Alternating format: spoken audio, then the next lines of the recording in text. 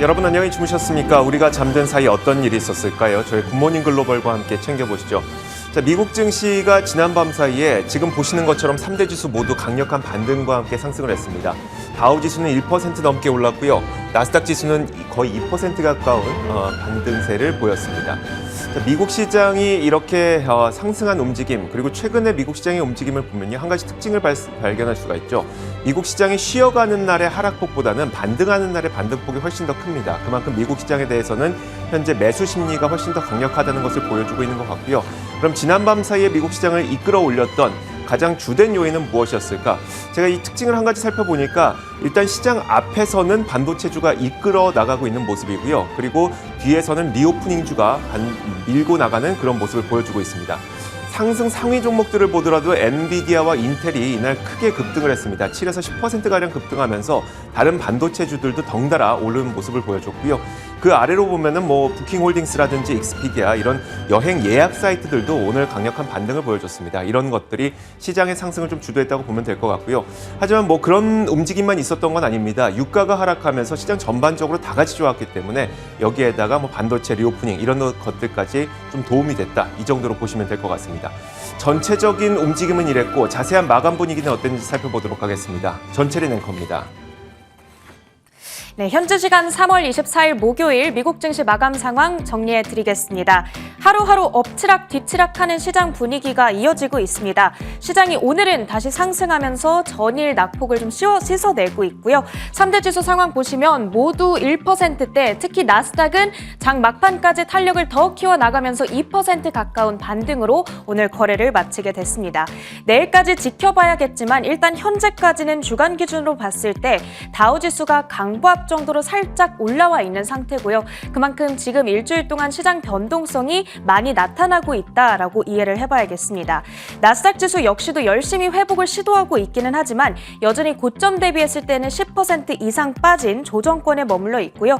2008년 금융위기 이후로는 처음으로 최장기간 조정 기간을 보내고 있다는 부분까지 체크를 해보셔야겠습니다. 자, 그렇다면 오늘 시장을 움직이고 있는 재료들 하나씩 확인해 보시죠. 일단 첫 번째로 국제 유가입니다. 어제까지 요동치던 국제 유가가 일단 오늘 상승세를 멈췄습니다. WTI 가격이 장중에 계속해서 이렇게 2%, 3%까지 현재는 낙폭을 키우면서 움직이고 있는 모습인데요. 유가가 지금 하도 오르다 보니까 미국에서는 이 기름값뿐만 아니라 석유를 이용해서 생산하는 각종 제품들, 예를 들어서 비닐 포장지라든지 정원에 들어가는 비료값까지 올라갈까 걱정을 하고 있는 상황이라고 합니다. 일단은 그래도 오늘 이렇게 유가 급등세에 제동이 걸리다 보니까 이런 전반적인 인플레이션에 대한 우려를 좀 잠재워주는 분위기가 연출되고 있습니다. 자, 그런가 하면 오늘 발표된 경제지표들의 결과는 다소 엇갈렸습니다.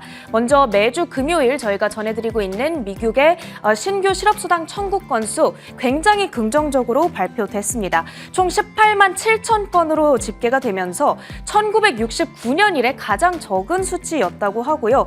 그만큼 지금 실업수당을 청구하는 사람이 없다라는 건 고용 상황이 좋다라는 시그널로 해석할 수 있겠습니다.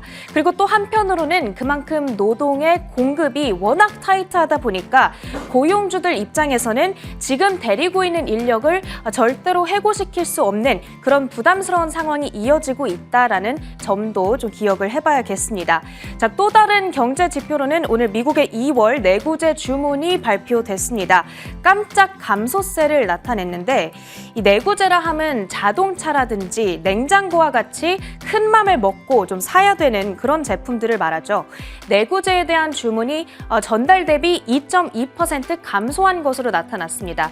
예상됐던 수준이었던 0.5%보다 훨씬 큰 폭으로 감소를 한 건데 그만큼 지금 미국인들이 이 큰 돈이 나가는 데 부담을 느끼고 있다로 해석을 해봐야 될 것 같습니다. 물가 상승의 부담도 분명히 크게 작용하고 있는 것으로 보이고요. 이와 관련해서 오늘 바클레이즈에서는 이 재화 소비의 감소를 원인으로 들어서 S&P 500 지수의 연말 목표치를 하향 조정하기도 했습니다. 자세한 내용은 잠시 후 애프터마켓에서 정리를 해드리도록 하겠습니다. 자, 다음으로 이제 히트맵을 열어서 섹터와 종목별 분위기 확인해 보도록 하겠습니다. 오늘 보합권 정도에 머무른 에너지 섹터를 제외하고는 모든 섹터가 상승하는 그런 하루였습니다. 최근 에너지, 이 유틸리티 그리고 이쪽에 위치한 기술주들의 시장들의 희비가 계속 엇갈리는 양상이 나타나고 있죠. 이쪽이 강하게 불을 켜줄 때에는 이쪽이 좀 약하고 이쪽이 또 강하게 불을 켜줄 때에는 이쪽이 좀 약한 그런 흐름이 계속 나타나고 있습니다. 오늘 시장을 주도했던 테마를 꼽아보자면 단연 반도체, 반도체 장비 그리고 구리, 철강 업체들이 되겠습니다. 환하게 초록불을 켜고 있는 이쪽이 바로 반도체 테마인데요. 그 테마 내에서 엔비디아, AMD, 인텔이 특히나 5에서 많게는 9%의 급등세를 연출했습니다. 인텔의 주가는 그동안 여러 가지 이유로 주가가 부진하다가 작년 1월 이후로는 처음으로 오늘 최고의 1일 베스트 퍼포먼스를 보여주고 있다라는 점 좀 인상적으로 보고 있고요. 엔비디아가 인텔로부터 컴퓨터 칩을 소싱하는 방안을 검토 중에 있다라는 블룸버그 통신의 보도가 전해지면서 양사의 주가 함께 탄력을 받아가고 있습니다. 좀 자세한 내용은 잠시 후 애프터마켓에서 정리를 해드리도록 하겠고요. 또 인텔에 대한 자세한 분석 역시 아메리칸 드림 시간 통해서 오늘 정리해드릴 예정입니다. 자, 아래 위치엔 반도체 장비주들 역시 분위기가 좋습니다. 어플라이드 머티리얼즈 5% 급등세를 기록하고요. 램 리서치 역시도 동반 강세 나타내면서 필라델피아 반도체 지수 4% 정도의 강세를 오늘장 나타냈습니다. 자, 이제 우측 하단으로 오시면 맨 아래 작아서 잘 보이지는 않습니다만 철강 대장주인 뉴코 4%대의 급등세를 시현하고요. 구리 광산업체인 프리포트 맥모란 역시도 3% 급등을 하면서 자재 섹터를 견인하고 또 S&P 500 지수의 상승을 이끌어간 섹터로 오늘 꼽아볼 수 있겠습니다. 자, 그 밖에 특징주들 하나씩 정리해 보겠습니다. 먼저 전기 트럭 업체인 니콜라, 아리조나에 위치한 공장에서 상업용 전기 트럭의 생산을 시작했다라는 소식과 함께 오늘 강하게 탄력을 받아가는 하루였습니다. 5.7% 가까운 급등세, 그래도 장 막판까지 좀 탄력도를 많이 반납한 채 마감이 됐다라는 점은 조금은 아쉽습니다. 자, 그 다음으로 우버 확인해 보겠습니다. 뉴욕에서 활보하는 이 모든 머스타드 빛깔의 노란 뉴욕시 택시들이 있는데요. 이 택시들을 우버 앱에 등록하는데 합의했다라는 이슈가 오늘 전해지고 있습니다. 자세한 내용은 저희가 잠시 후 애프터마켓에서 정리해드리도록 하겠고요. 우버의 주가는 여기에 힘입어서 5% 가까운 급등세로 거래를 마쳤습니다. 자, 그 다음으로 컴퓨터 주변기기 업체인 로지텍 확인해 보겠습니다. 뱅크 오브 아메리카에서 매수 커버리지를 개시하면서 오늘 강세를 나타내고 있는데요. 올해 들어서 로지텍의 주가가 한 13%가량 하락을 했는데 그냥 넘어가기에는 너무 저렴한 수준이다라는 평가를 뱅크 오브 아메리카 측에서는 전해주고 있고요. 이런 의견에 힘입어서 4% 급등 마무리를 짓습니다. 자, 그 다음으로는 클라우드 기업인 넷앱 확인해 보겠습니다.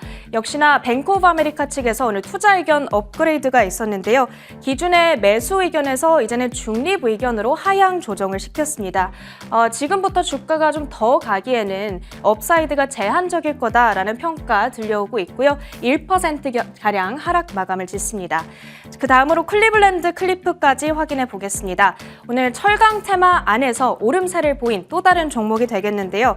한때 바이든 인프라 투자 수혜주로 주목받기도 했던 종목인데 지금 글로벌 철강 부족의 수혜를 좀 받아가지 않을까 하는 예상에 힘입어서 오늘장 다시 이렇게 관심을 크게 받습니다. 12% 넘는 급등세로 거래를 마치는 모습 확인되고 있습니다.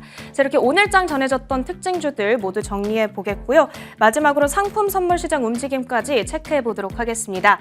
자, 금 가격은 올라가고 있습니다.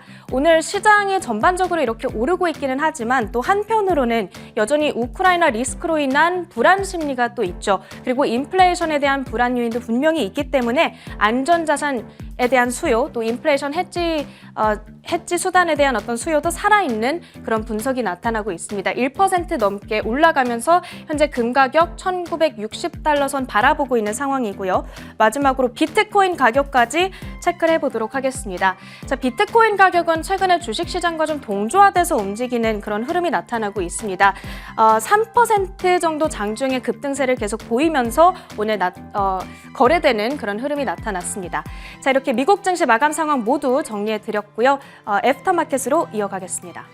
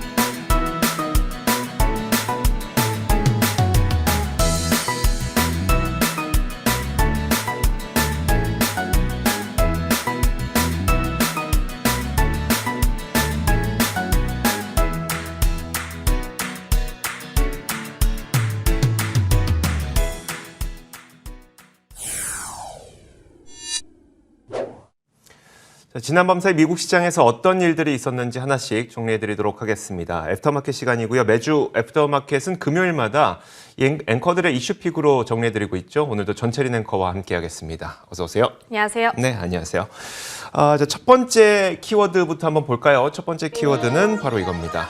어제 시장을 떠들썩하게 만들었던 엔비디아와 인텔의 소식인데요. 엔비디아와 인텔이 이날 동반 급등했는데 그 이유는 바로 젠슨 황 엔비디아 CEO의 입에서 나온 발언 한 가지 때문이었습니다. 자, 이날 엔비디아의 젠슨 황 CEO는 인텔에도 칩 생산을 맡길 수 있다고 밝혔습니다. 지금 엔비디아는 대부분의 물량을 대만 TSMC와 그리고 삼성전자에 주고 있는데요. 인텔에서도 이 칩 생산을 맡길 것을 고려하고 있다고 하니까 시장에서는 굉장히 반갑게 받아들였습니다. 지금 엔비디아가 인텔의 칩 생산을 맡길 것을 고려하는 이유는 바로 이겁니다. 서플라이 체인 때문인데요. 이 서플라이 체인을 다각화해야 된다는 필연적인 그 이유들이 요즘에 많이 발생을 하고 있죠. 그러다 보니까 젠슨 황 CEO는 가능한 한 최대한 칩 제조 업체를 다양화하고 싶다 이렇게 밝혔습니다. 자, 그렇다고 뭐 인텔의 당장 칩 생산이 가능한 건 아닙니다. 칩을 생산하는 파운드리를 선정하는 작업은 매우 오랜 시간과 또 작업이 걸리기 때문에 그런데요. 왜냐하면 반도체라고 하는 것은 이제 최적화된 미세 공정을 통해서 생산해야 되기 때문에 그렇습니다. 그래서 젠슨 황 CEO도 파운드리 논의는 긴 시간이 걸린다면서 이것은 뭐 마트에서 우유를 사는 것과는 다르다 이렇게 밝히기도 했습니다. 자, 이런 가운데 인텔 CEO의 발언도 이날 상당히 눈에 띄었습니다. 뭐냐면 팻 겔싱어 CEO가 반도체는 새로운 석유라면서 미국에서 더 많이 만들어야 된다 이렇게 지적했습니다. 안 그래도 팬데믹으로 인해 칩 쇼티지가 나타나고 있는 상태인데 최근 러시아의 우크라이나 침공 때문에 러시아와 최근 외교 관계를 돈독히 하고 있는 중국이 과연 무슨 행보를 보일지 전 세계 사람들이 굉장히 불안하게 지켜보고 있죠.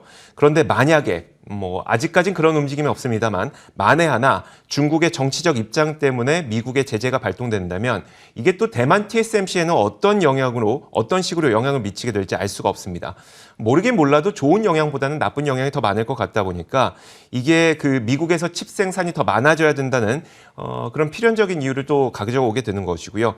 그렇게 된다면 외부 악영향을 다소 피해갈 수 있습니다. 그러다 보니까 시장 참가자들도 엔비디아가 인텔에서 칩을 생산한다는 것이 굉장히 크게 환호할 만한 그런 뉴스였던 것은 분명합니다.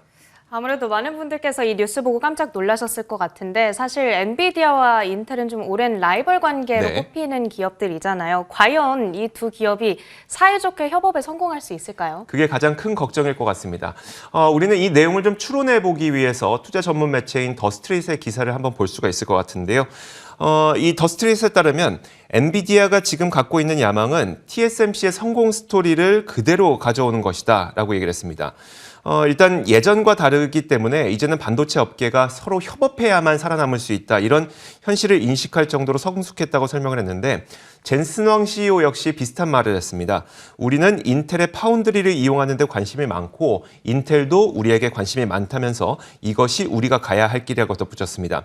지금은 협업해야만 하는 시대라는 말이 참 인상 깊죠. 여기에다 앞에서 본 것처럼 공급망 문제를 덜기 위해서는 정치적으로도 인텔이 상당히 매력적입니다. 그렇기 때문에 시간은 걸리겠지만 엔비디아가 인텔에서 반도체 생산할 가능성은 상당히 높아지고 있습니다. 자, 어쨌든 이제 이런 것들 때문에 엔비디아 투자자 입장에서는 이제 어떤 일이 있어도 칩 생산은 좀 잘하겠구나라고 하면서 긍정적으로 받아들일 수가 있는 것이고요. 또 인텔 투자자 입장에서는 엔비디아 칩까지 생산한다고 이것도 되게 좋은 건데라고 얘기하면서 또 긍정적인 반응을 보였던 것으로 볼 수 있습니다. 더불어 반도체 기업들, 다른 기업들도 동반 상승하는 움직임도 나타났고요. 자, 이렇게 첫 번째 키워드 살펴봤습니다. 이어서 두 번째 키워드 보겠습니다. 두 번째 키워드가 뭘까요? 네, 제가 준비했습니다. 눈높이 다운인데요. 사실 작년 연말부터 계속 이런 얘기가 나오고 있습니다만 이제 올해 주식 시장에 대해서는 우리가 기대치 자체를 좀 낮춰야 된다라는 이야기들이 계속해서 나오고 있습니다. 바로 얼마 전에 골드만삭스 그리고 JP모건에 이어서 오늘은 바클레이즈까지 S&P 500 지수의 연말 목표치를 하향 조정시켰는데요. 어떤 의견 나오고 있는지 정리해 드리겠습니다. 일단 변경된 수치를 확인해 보시면 기존의 4,800에서 이제는 4,500포인트로 300포인트가량 하향 조정을 했습니다. 오늘 S&P 500 지수가 종가 기준으로 4,500포인트에 다가섰기 때문에 연말까지 정말 재미없는 시장을 이제 예상하고 있다고 볼 수 있는데요. 이 주된 원인으로는 재화 소비의 감소를 들었습니다. 사실 지난 2년간을 우리가 돌이켜보면 코로나19 록다운으로 사람들이 서비스 소비를 하고 싶어도 못하는 그런 상황이었죠. 그만큼 그 소비 욕구를 대신 재화로 더 풀었고 더 높은 재화 소비량이 기업들의 이익 성장을 끌어올린 핵심 요인이 될 수 있었습니다. 예를 들어서 나가서 외식을 하는 대신에 직접 식자재를 사서 집에서 요리를 하거나 헬스장이 닫았으니까 운동기구를 집으로 사들인 것들이 예시가 될 수 있겠고요.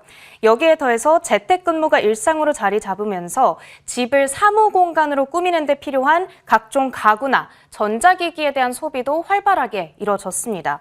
그렇게 해서 팬데믹 기간에 누적된 초과 소비 금액, 즉 예년 평균 소비 금액을 초과해서 나타난 소비만 무려 2조 달러가 넘는다고 합니다. 이 돈이 곧바로 기업들의 실적과 연결됐던 지난 2년과 지금의 상황은 많이 달라졌다라는 이야기가 되겠습니다.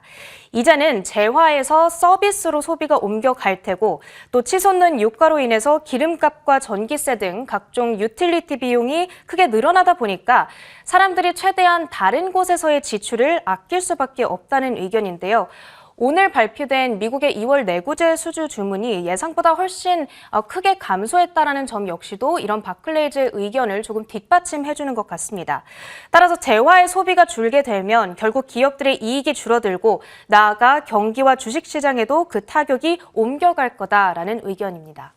그나마 지금까지는 S&P 500 기업들의 이익은 유지가 되지만 시장이 금리 인상의 환경에 따라서 밸류에이션이 낮아지면서 연말 전망치를 하향 조정한다 이런 의견들이 많았었거든요. 그러면 이번에는 이익 추정치도 좀 내렸을까요? 네, 이번에는 이익 추정치 역시도 내렸습니다. 기존의 주당 235달러에서 223달러로 약 12달러가량 낮춰 잡았는데요.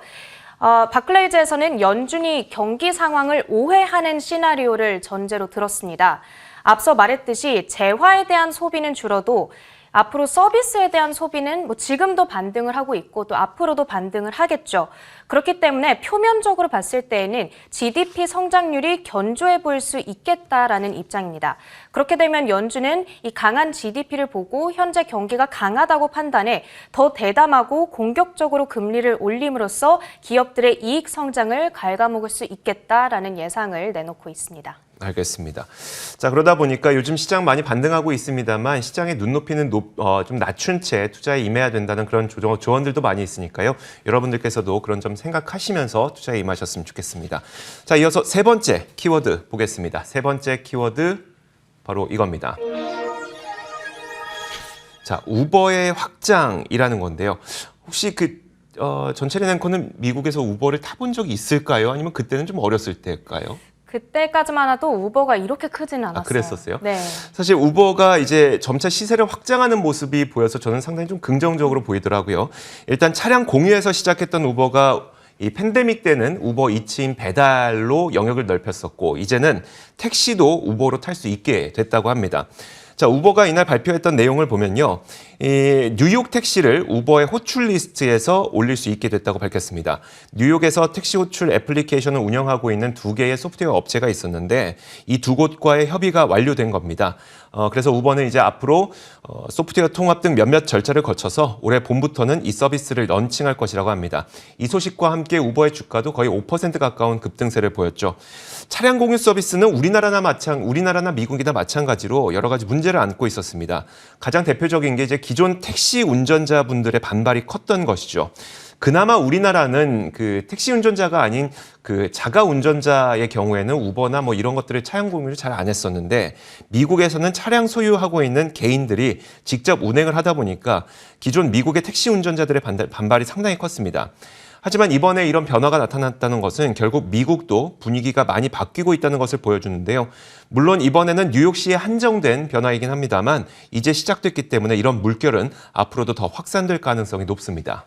자, 그런데 사실 한국에 있는 우리 입장에서는 뉴욕시에서 이게 허가가 됐다고 해서 얼마나 큰 의미를 가지는지 잘 체감은 안 되거든요. 그러니까요. 어느 정도인가요? 이게 우버를 미국에서 어떻게 느끼는지를 보면은 사실 우버가 설립된 이래로 기존 택시 운전자들의 반발은 굉장히 컸습니다. 그래서 미국에서는 단 한 번도 기존의 택시가 우버의 리스트에 오른 적이 없습니다. 우리나라나 스페인, 독일 이런 곳들은 우리나라에서도 이제 우티라는 우버를 이용한 택시를 부르는 호출 서비스가 있으니까요.